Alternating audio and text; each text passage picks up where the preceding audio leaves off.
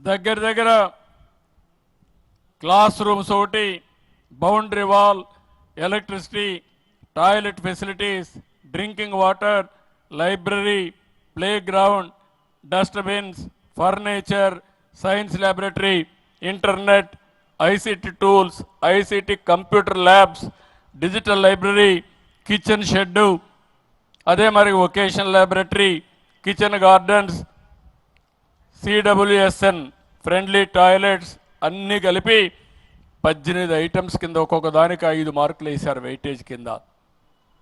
కానీ ఈ స్కూల్కి చూస్తే ఇంకా మొత్తం 43% వచ్చింది. దీనికి రావాల్సింది 90 రావాలి. అంటే ఆవరేజ్లో ఉన్నారు ఈ స్కూలు. కాబట్టి దీన్ని రివర్స్ చేసే బాధ్యత తెలుగుదేశం పార్టీ తీసుకుంటాం. రాబోయే సంవత్సరం ఇక్కడ స్కూల్కి వస్తానే మీకు పెను మార్పులు కనపడొస్తాయి. ఇది కాకుండా ఇంకొక పక్కన అవుట్కమ్ ఇండికేటర్స్ బాగా తయారు చేశారు. ఇది కూడా మీరు చూస్తే ఎక్కడికక్కడ తీసుకొచ్చారు. ఇంకొక పక్కన పిల్లల ఆరోగ్య విషయంలో మెడికల్ చెకప్ కూడా ప్రాధాన్యత ఇచ్చాం. అవి కూడా తయారు చేశారు. దాన్ని కూడా ఎగ్జామిన్ చేస్తాం. ఏ కారణాల వల్ల పిల్లలు అనారోగ్యం అవుతున్నారో అవి కూడా చూసుకొని, అంటే వాళ్ళకి ఇచ్చే ఫుడ్ వల్ల ఇంప్రూవ్ చేయగలిగితే ఫుడ్ వల్ల ఇంప్రూవ్ చేయడం, మెడిసిన్స్ ఇవ్వాలంటే మెడిసిన్స్ ఇచ్చి అన్ని విధాల ముందుకు తీసుకుపోతామని చెప్పి కూడా నేను మీకు తెలియజేస్తున్నా. ఒక విషయం మంత్రి గారికి చెప్తున్నా.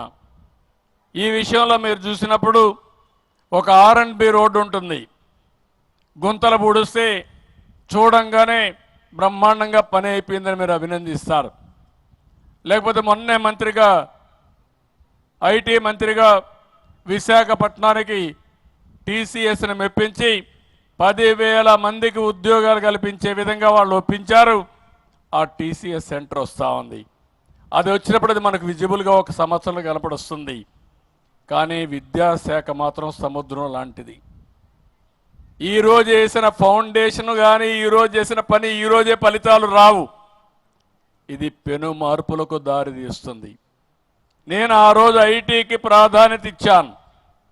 ఐటీకి ప్రాధాన్యత ఇచ్చి కాలేజీలు పెడితే ఈరోజు అమెరికా లాంటి దేశంలో, ప్రపంచంలో అగ్ర దేశాల్లో ఎక్కువ ఆదాయం సంపాదించేవాడు ఎవడున్నాడంటే దానికి చిరునామాగా తెలుగు వాళ్ళు ఉన్నారంటే అది ఆ రోజు వేసిన ఫౌండేషన్. అది అలాంటి ఈరోజు మీరు చూస్తే భవిష్యత్తులో ఎక్కడ చూసినా నాలెడ్జ్ ఎకానమీ. నాలెడ్జ్ ఎకానమీకి కావాల్సింది చదువు ముఖ్యం. టెక్నాలజీ వస్తూ ఉంది. నేను ఈ విషయం మిమ్మల్ని అందరూ ఒకటే కోరుతున్నా. టెక్నాలజీ అనేది మన జీవితాల్లో భాగస్వామ్యం అవుతుంది. ప్రాపర్గా టెక్నాలజీ ఉపయోగించుకుంటే శారీరక కష్టపడాల్సిన పని లేదు.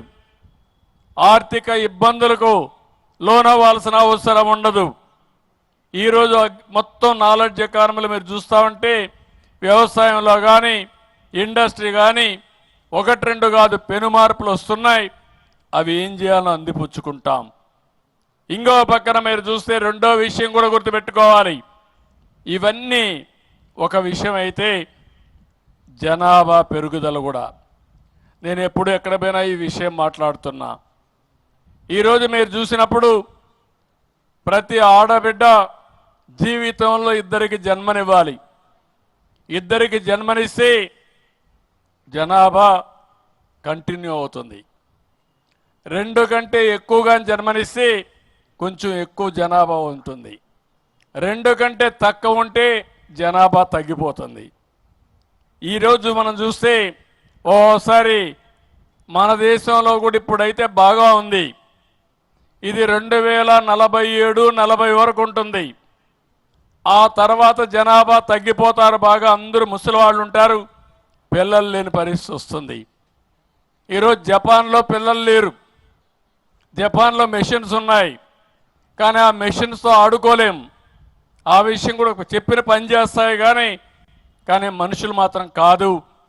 ఈ విషయం మనం గుర్తుపెట్టుకోవాల్సిన అవసరం. చాలా దేశాలు, చైనా, జపాన్, కొరియా, యూరోప్ అన్ని దేశాల్లో కూడా జనాభా సమస్య వస్తూ ఉంది.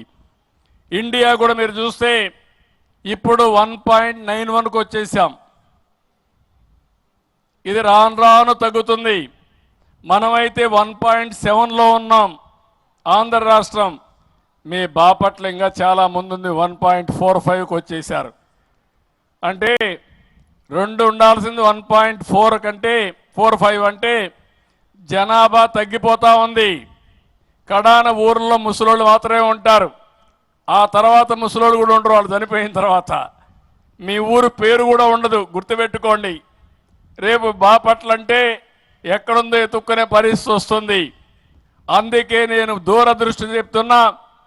2019లో నేను ఈ మాట మాట్లాడాను, అందరూ నన్ను ఎగతాళి చేశారు. నేనే పాపులేషన్ కంట్రోల్ చేశాను. మీకు జ్ఞాపకం, సమైక్య ఆంధ్రప్రదేశ్లో కూర్చొని పెట్టి తల్లిదండ్రులు ముగ్గురు బిడ్డలుండే తల్లిని తండ్రిని, ఒక బిడ్డ ఉండే తల్లి తండ్రిని పెట్టి కంపేర్ చేశాను. దాంతో మీరందరూ బాగుందని ఫ్యామిలీ ప్లానింగ్ ఆపరేషన్లు చేసుకొని జనాభాని కంట్రోల్ చేసేశారు.